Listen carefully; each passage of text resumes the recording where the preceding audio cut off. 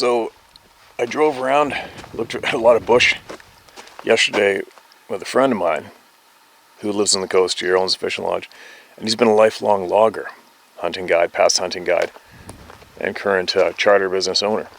And what he told me was, I was asking, grilling him all sorts of questions about logging and falling, and he said that when you see a great big huge cedar tree like this where it's been logged off, he said pretty well there's going to be a bear down there, and that the timber cruisers who lay out the cut blocks, apparently they mark out where the bear dens are before the loggers, the fallers, go in there and cut the trees so they leave them. So now that he told me that, and you can see this tree has a big hollow center in it. Look at that. We've heard about those a few times, haven't we? So let's go take a look inside that hollowed out cedar tree. No, I haven't looked in there yet. You guys are coming with me. First time. It's a big tree. The center of it has been on fire before. Look at that. See that the burn mark in the middle. Well, hopefully nothing comes running out in my face.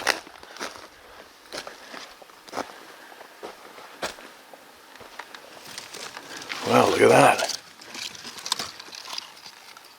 If I can lighten this up. There we go. Yeah, you could easily sleep in here. It's a big, hollowed out cedar tree. Wow. Even has a skylight.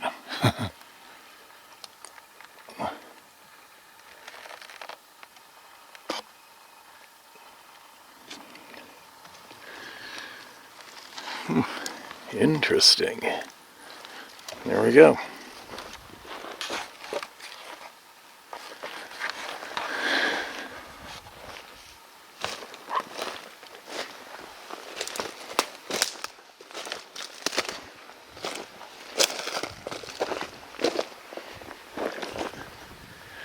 Man, that tree's got to be pretty old.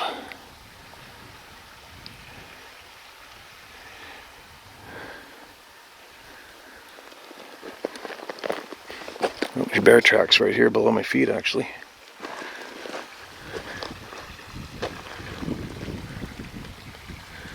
All right, on to the adventure.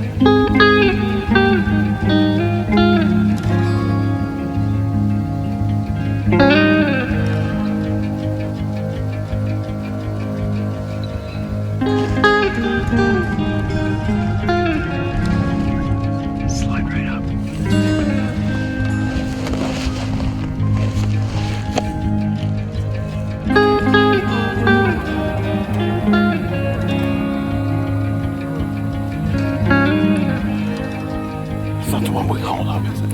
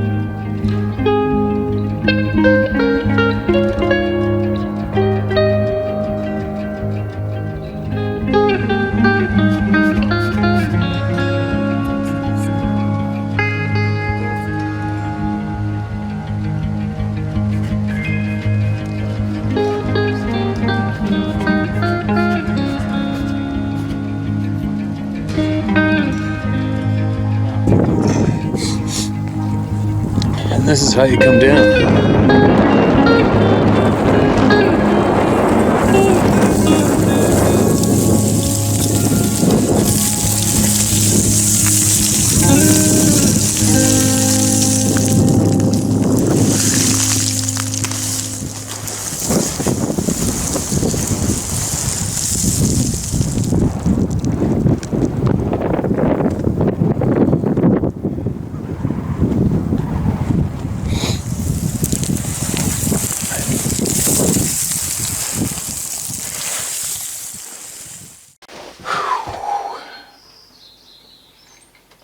Man, I'm beat already. Now Sarah and Ruby are coming out. I didn't know.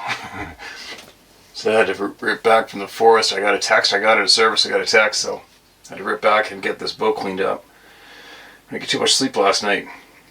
But anyway, interesting. I'll show you guys what a very angry female bear sounds like. I come up on a sow and two of last year's cubs, and she was pissed, and one of the ugliest bears I've ever seen. I forget what that is. Some kind of a mite, I think, does that and takes all the fur off of their face, and it even goes back in their bodies more. Probably what she's got going on. It's pretty interesting though, catching those cubs up in the trees, and I was level with them on the top of the slope. So some pretty good, interesting footage. I'll let you guys see that now.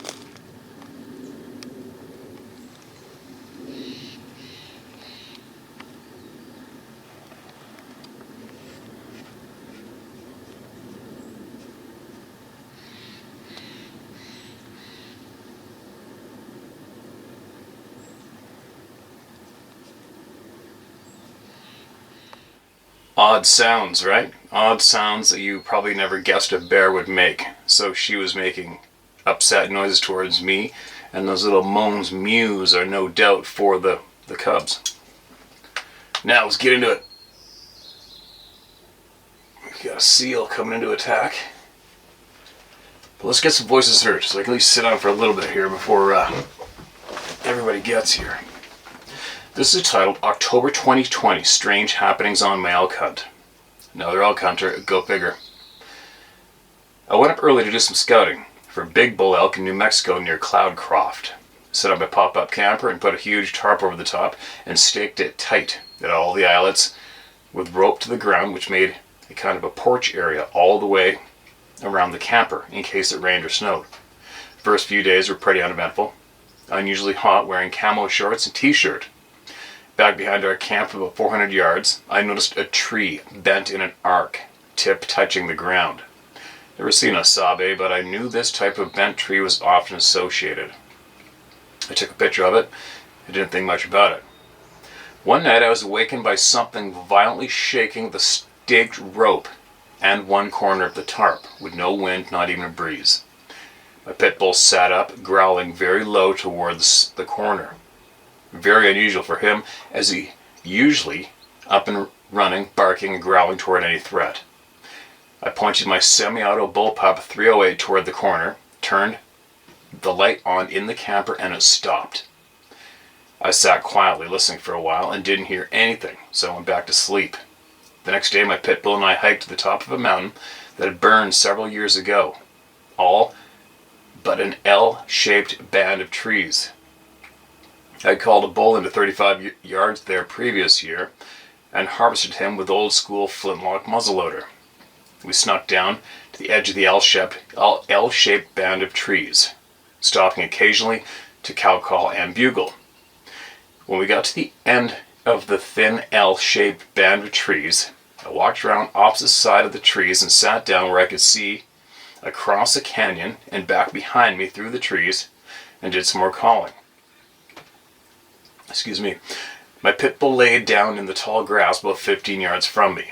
After a couple of series of calling, my pit bull sat up and began to growl real low, looking back behind us toward the band of trees. He doesn't ever make any noise when I'm hunting, so I thought maybe I'd called in a mountain lion or a bear. Maybe he could smell it. And I could see all the way around me and couldn't see anything, so I glassed into the trees but never saw anything.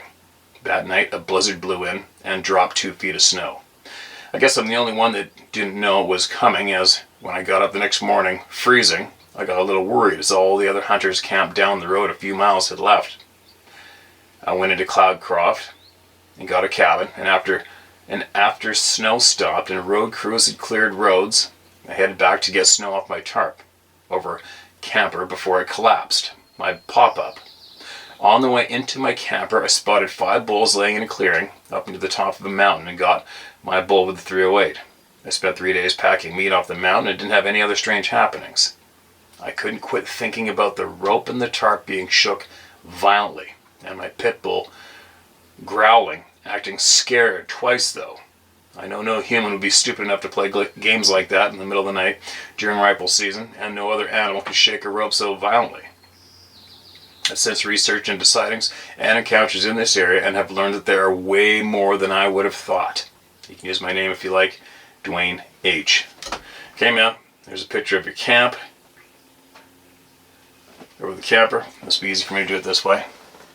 Quick and easy. That's not... Oh, it's on autofocus. It's on manual focus. Hold on a minute. There you go. I can see that's working in the screen. That would have been a little unnerving, right? For anybody. And not the first time that same scenario has been emailed in either. And the dog being frightened. You know as well as I do, if that was a human being, the dog would have went ape shit. Or if it was a bear especially. Or an elk. Any game animal's doing that, the dog's going to go nuts. Well, obviously left an impression on you, so I don't think the majority of us probably won't realize just quite how significant that shake was. But I understand that it was probably quite significant, especially if you decided to write into us. Be safe out there, man. Thanks for sharing that. Now, get down my list. Granddad's Encounters, the title of this email. First names only, please. Thank you, Steve, for what you have done to create a safe place for the Club of No Return to share and recuperate. More importantly, thank you, Sarah, for supporting and tolerating Steve's commitment to sharing people's voices. You do realize she's a 1 in a million gal, right? Yep. Just a few quick statements. Number 1, please don't apologize for butchering certain names. Heck, we all do it. Besides, how many folks get Isdal right on the first try? Number 2, please stop worrying about background noise. Mostly it's unnoticeable, but when it is noticeable, the sounds truly authenticate the beautiful and exotic scenery. Except wind. Wind sucks for everyone. Number 3, I love the no BS attitude. No need to sugarcoat or clean up the delivery. Alright, appreciate those kind, encouraging words. Appreciate it. I've never had an experience, but have been interested in this topic since I was a kid growing up in Western Oregon. The following is a story I was told by my grandfather. Granddad was a master mechanic, carpenter, tradesman, and worked hard every day of his life. He lived through 2 world wars and the Great Depression. Work was truly in his DNA. One of the few things that justified a day off was fishing. I do not know which lake the story took place at, but it was near the headwaters of the Missouri River in western Montana, no more than an hour from Helena. He told me about a solo camping and fishing trip that he took annually. He had both knees replaced in the mid-70s and struggled a little with mobility. Therefore, his perfect fishing spot would have his truck and camper within 20 feet of the bank he was fishing, and no one else to crowd in on his spot. On the last night of his stay, he was awakened around 2 a.m. by the locked camper doorknob being jiggled. That would suck. Instinctively, he reached for his handgun. He said as soon as he moved, the jiggling stopped. He did not hear anything from that point on. More important, he did not hear or feel anyone move down the noisy steps or off the open tailgate. So he assumed someone's waiting for him under the tailgate. He stayed awake and laid still until well after sunrise. As I age, I more fully understand how much of an accomplishment that was. He finally gathered the courage to leave his camper and look around. The camp, fishing gear, and other equipment was undisturbed. He told me that he was convinced it was a hobo or hermit that visited his camp looking for some food, beer, or fish to steal. Fast forward some 40 years. I actually own his old pickup truck. It's not a hot rod, just a damn reliable old work truck. During COVID, I reclaimed my backyard. This resulted in 20 trips to the yard debris dump. I had a lot of time standing at the tailgate of that old truck loading and unloading debris. And for some reason, I began to think about Grandpa's story. I thought about how high the doorknob on a typical pickup camper would be, sitting on the back of the truck, then with the tailgate open. Sorry. Just lost where I was. Then, with the tailgate open, that doorknob would be out of reach for an average-sized person standing on the ground. Prior to finding your channel, I did the whole Sasquatch deep dive on the internet because of my long-held interest. I eventually found the report database websites and discovered ongoing activity in Granddad's stomping grounds. I now know what is published on the BS organization type sites is heavily edited. But it was the knowledge I gleaned from reading a lot of these reports that had me wondering if maybe Granddad's hobo wasn't one of the forest people. I won't ask what you think because I know what you're going to say. If you took the time to write this email, you already know. Thanks, Steve, Rick. Okay, Rick, appreciate it, man. I'm glad you shared the location.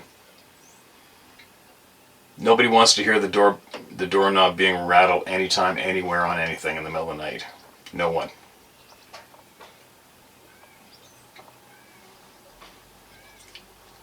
No one. Alright. I've had the cabin being slapped with me in it, and that was enough for me. I've shared that a few times in the past on here. Off the beaten path can be a strange place. First off, I want to personally thank you and Sarah for all you do, and may God bless all your humans and critters alike. Here's just a few things I've experienced in a 10-mile radius in the hills of northwest Connecticut.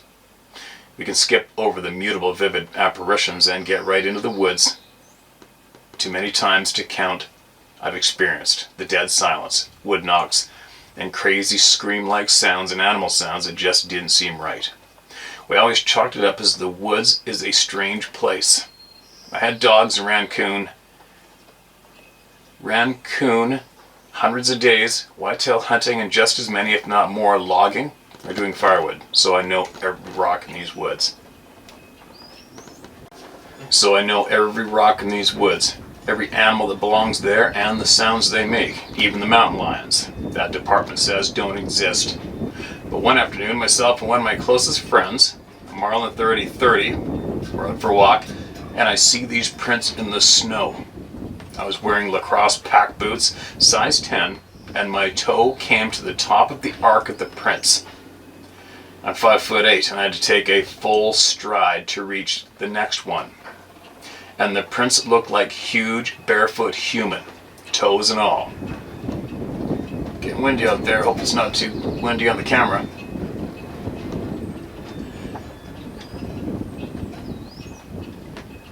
I followed the prints for about 800 yards and they just stopped. I've been flanked by big bucks that seem to just disappear, but I did the 5, 10, 15, 20 foot circles, nothing. Don't even want to hear it. Since that day I first found this channel, I've tried to recover the pics from Google Cloud. Moving on. I was out walking one night and I got a feeling of dread. Fear I wasn't safe. Hair standing. Hole 13 yards. Let me read that again. Moving on, I was out walking one night and I got the feeling of dread. Fear I wasn't safe. Hair standing. Hole 13 yards. I heard something in the woods. When I stopped, it stopped. Well, my choice was flight. I proceeded to sprint the half mile to the house. Next, I was driving down this back road and I was doing 50 to 60 miles per hour. Something caught my eye on the passenger side. Although I had slowed, something was running alongside of the truck. This all happened in 5 seconds, so I was still doing 45 miles per hour. And all of a sudden, this thing took a 90-degree turn into the swamp. Here's the thing. At the bottom of the passenger side window, I could see 2 alternating knees, but the bottom of that F-150's window was at least 48 inches off the pavement. I thought it was a moose, but I thought about it later that night.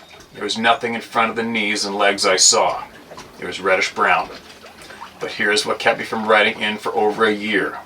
I was driving up the same road, 2 p.m., sun shining, sober as a church mouse. And in the sky, there was a white and blue passenger jet, 737 size, that looked older. It was at the treetop level, banking so hard, there was no way the pilots could have pulled out of it. I could see in the windows. It was so low, 5 to 8 seconds, and it went behind the tree line. Being that I was a firefighter and an EMT, at the time I spent the next 35 minutes looking for the crash site. This is the truth. Please, someone tell me something. And then there are the lights in the sky doing crap planes just can't do. This is a partial list of my experience. I hope it helps someone. I do apologize for the length and grammar, but I'm a high jack, not an English major. Hilljack, not an English major. Yeah, me too. My name is John Hegman, and I couldn't give a bucket of piss about what people think. This is all truth. Wake up, people of North America. When is enough enough? I don't know about you all, but if I lied to and disrespected my elders the way our governments do us, I wouldn't be here to type this. Why are they still here? Don't know. For you only, Steve.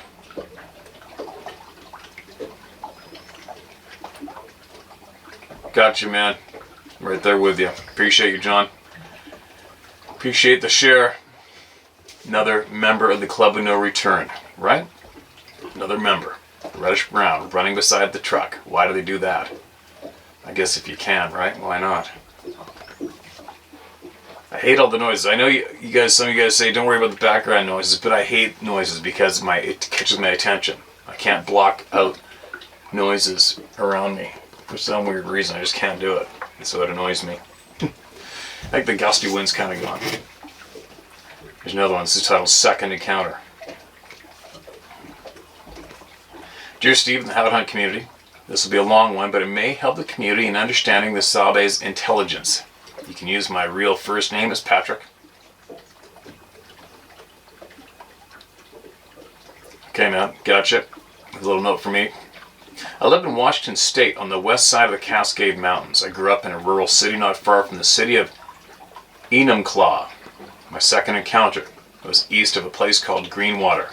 There have been sightings in this area by many others, along with vocalizations and other strange occurrences. Now onto my encounter. 1 week after my sighting, my hunting partner and I decided that we would hunt another area not far from his first encounter. We drove up the same logging spur, but decided to take a route that forked off due east. The name of the spot we chose is called Kelly's Butte. This spur dead ends at the top of the butte. We were in a '69 Ford pickup with an Alaskan camper shell in the bed. We parked with the passenger side against a rock bluff and the driver's side near a prominent game trail. There's nobody else on that butte. We didn't pass anyone on the way there and didn't see any signs that suggested anyone had been there recently. It was still daylight when we arrived. We scouted the area and found some fresh deer sign on the game trail. We spooked a couple grouse in the tree canopy and continued down the game trail. In the back of my mind, I was thinking of my sighting a week prior. A week. I was trying not to let it bother me, but the thought was still there. No doubt. On to the night. We jacked up the camper, got all the gear separated, cleaned up the mess of things, and got moved around in the truck up the spur. Got our rifles out, made sure they were ready for the following morning. I had made a pot of spaghetti prior to our trip. It's quick and easy to reheat, so we had a great dinner. After the meal, we BS'd about the week prior, chit-chat on how we were going to start the hunt and where we should go first, etc. By the way, I did not tell my buddy about my sighting. I know, my bad. The fear of ridicule or ball busting mostly. We settled in, got in our sleeping bags, and about 9 p.m. it got foggy earlier in the evening. I mentioned to my buddy that visibility in the early a.m. may be an issue, that we must be diligent and keep aware of our surroundings, i.e. if we separate. We were both fairly familiar with the area where we had hunted dove there before and had hunted sheep not far from where we were. It was now about 11:30. My buddy had fallen asleep. I was reading a book and trying to tire myself out so I could get a good night's sleep. I was about to turn off the lamp and bury myself in the bag, and all of a sudden I heard a growl, low and guttural. It was coming from the driver's side of the truck. It vibrated through the camper and into my soul. I got chills, and my head felt like it had shrunk. I looked over at my buddy, and he was fully sitting up and staring straight at me. "Did you hear that?" I said. He couldn't talk, and he was as pale as a ghost. Then the passenger side of the truck was lifted and felt like it was being pulled to the driver's side. My buddy was freaking out. I was dazed and frozen in place. Whatever was outside then dropped the camper. The wheels on the passenger side fell with a thud. I imagine it fell about a foot. The side of the camper had a scraping sound when it hit the ground, like it caught part of the rock wall on the descent. We were both frozen in fear. I kept saying to myself, I'm sorry, I didn't mean to," see her over and over. As quick as it began, it ended. We heard whatever it was moving away slowly, but footfalls so loud and with authority. We must have sat there for minutes just numb. We couldn't talk. We were unable to move. Something kept us from getting up, like we were being held down by an invisible hand. Finally, after a few minutes had passed, I was able to move. I got up, opened the curtain to look outside, and it was still foggy as hell. And I couldn't see anything, nor did I want to. My buddy was crying, and finally blurted out, "What was that?" I told him it was her mate. "Whose mate?" he said. Then I told him what I encountered the week prior, and he said to me, "Why the F didn't you tell me?" Right? I had no answer. He cussed me out for God knows how long, and I deserved it, and I had no rebuttal. By this time it was past midnight. We were silent for the rest of the night, both of us wide awake, still shook up, not uttering a word. Then, just before first light, he said to me, "Is that why you were yelling, 'I'm sorry'?" I told him I didn't say it out loud. I guess my thoughts may have been verbal. Long story short, we left first thing in the morning. We never talked again. Another one. What the frickin' hell? We never talked again. Friendship is a funny thing. I still have regrets for not telling him. I don't know why I thought the incident was the mate of the female I witnessed, but something tells me they know way more than we can fathom. I've had many other encounters, rock throwings while fishing the Gorge Canyon for steelhead, hunting and dirt biking near and around the same locations, but thank God no more visuals and retaliatory episodes. Do I think the second encounter was a warning? Yes. Do I think they keep tabs on me? Yes. Also, since the second incident, I tell all who will listen my story, especially my children. I don't care what people think of me now, that I'm older and have nothing to gain or lose. These people of the forest are highly intelligent. They could have killed me and my buddy, me countless times, but they didn't. Why? Why was I chosen? It doesn't keep me from doing the things I love, fishing, hunting, biking, and I want to thank you, Steve, for all you do to put the information from How to Hunt community out there. I use your words every time. No, hold on.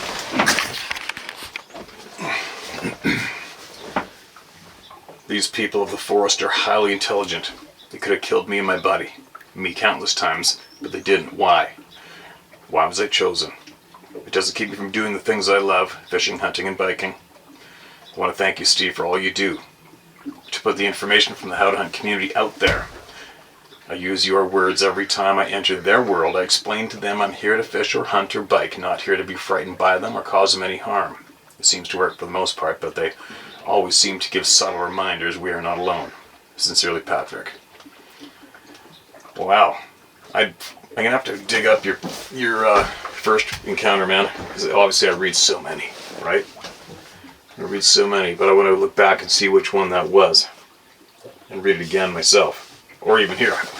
I guess I did read already, right? I'm glad you still go. Not too many people would after what you've been through. Holy. And from the sound of your friend, he was crying and he didn't even see it, but he was crying. He's definitely one of the people that had one of those shitty reactions, right? Obviously, he doesn't want to see you again. It'll bring it back. Alright, what do we got here?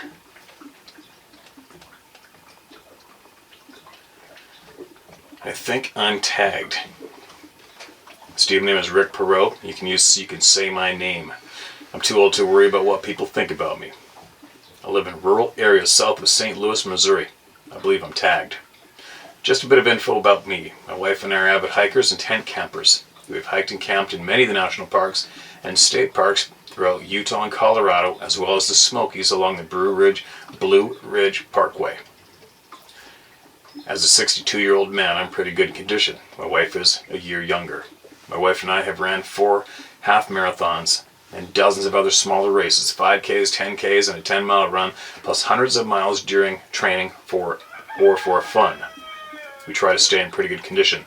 Also, my wife does not believe Sasquatch/Bigfoot.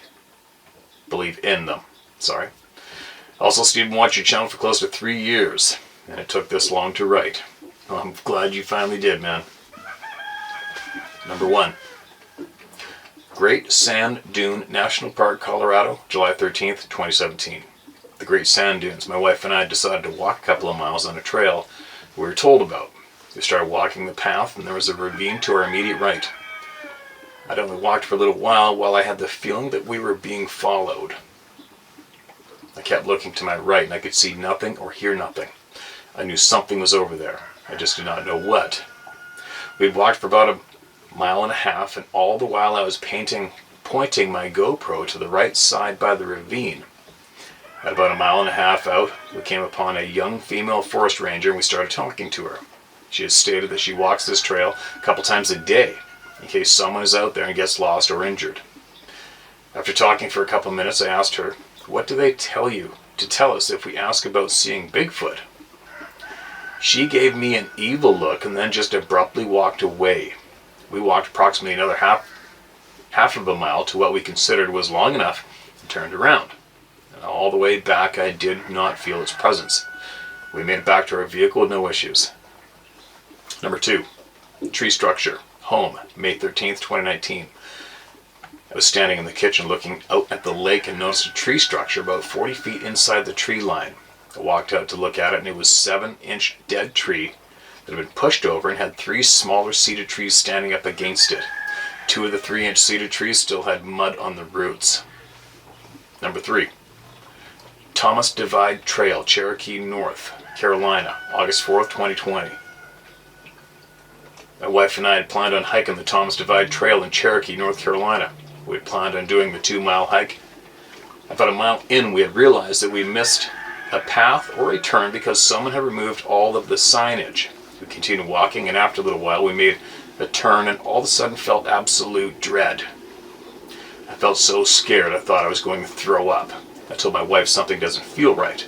I feel that it is very mad and we should not be here. I think we need to run. We need to get away from this area. So we started on a slow run. I kept praying to Jesus for protection and that would last for a little while, but then I would still feel that presence. We continued to run, and at that time we knew we were lost. We were on a trail, but we had no idea where we were going. We thought about turning back, but we did not know where we were and kept thinking that the end would be just around the next turn, and it wasn't. Finally, we came across a couple fishing in a stream. We stopped to talk to them. We told them that we had planned on hiking the 2-miler, and the guys said that from the parking lot where our car was, we were on the 6 miles path. They told us that we were very close to the other trailhead and gave us directions. Turned out we were about 1,000 feet from it. Once we made it to the lower trailhead, we had to walk a mile or so up a blacktop road back to our parking spot. Number 4, West Fork Campground, San Juan National Forest, Pagosa Springs, Colorado, July 21st, 2021. It had been raining most of the day, so we got in our tent just before dark. 12:40 a.m. I was woken up from a deep sleep when I heard someone yell in my ear, "You are in danger, you must leave now." I sat directly up, literally scared to death. I woke my wife and said, "We need to get out of the tent, something bad is out there." We got in a bit of a heated discussion, and she said she was not leaving and going back to sleep. I pulled my car up to and touching the tent and sat in my car with my 9mm pistol in hand. The only time I did not bring my 1911 45 cal with me. I sat in the car praying all night, staring at the tent. Thank God nothing happened. Once daybreak hit, I went in the tent and got about an hour's sleep. Also, I know there will be some haters about this, but you cannot protect yourself from what you cannot see. I will die for my wife, but at least this way we had a fighting chance. Number 5, deck pole. Home, October 6, 2021. I was standing on the deck in our backyard and barbecuing one evening. For some reason I had the gut feeling I needed to look over. When I looked over the deck, railing up against the post, I saw a couple of sticks in an X pattern. I just cut the grass a few days earlier, so they had been put there recently. I believe I know who put them there. Number 6, giving tree. Home, backyard, Thanksgiving 2021. We had just finished our Thanksgiving meal with our family, so I took the turkey carcass and some stuffing out and set it at the base of the tree that was just inside the wood line. The next morning I noticed that it was gone. So I walked outside of the tree and it was completely gone. No bones, no debris, nothing. It looks like it had been picked up and taken away. The area was completely clean. I know that if an animal had found it there, would have been bones and scraps in the area. There was none. Number 7, deer hunting, northern Missouri, October 2022. My second morning of deer hunting, I was walking to my tree stand about 30 minutes before daylight, and as I split the trail to go to the right, I felt a low voltage electricity run through my body. I had the thought and feeling that there was something near and wanted me to know. It wasn't fearful. It wasn't a fearful feeling, just for your information. I said in a low voice that I'm not here to hunt you or hurt you. I just want to get a deer to eat. The feeling stayed with me till I was up in my stand. Then it subsided. No events the rest of the day. I'm going to have to finish this up later, you guys. It's well, I got people coming down the ramp. There's people all over the place. Alright, unfortunately. Interrupted, gotta go. I'll be back. Alright, I'm gonna hide in the boat and get this finished. then I'm gonna have to go out and be social. Third day / morning of hunting. I just started walking out to my stand and something felt off, so I turned around and went back to the camper and hung out till just at daybreak. I walked out to my stand with no issues. The rest of this hunting trip I did the same thing. I left at daybreak, and as I was walking out to my stand I said, I'm not here to harm you, I just want a deer for food. I did not get a deer, but I also did not see or have any other issues with what was giving me these feelings. Number 8, deck chair home, February 15th, 2023. I noticed that one of the metal deck chairs was moved 4 feet from the table. These chairs have been there for at least 18 years, and wind, rain, or snow has never moved them. We use them often. I have a bit of OCD, and these chairs are put back in the exact spot every time. It was not that I had forgotten to put it back.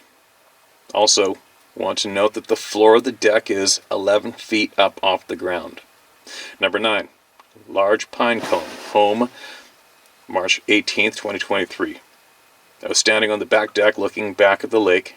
As I was walking back to the door, I looked over the handrail to my left, and up against the house laid a very large pine cone.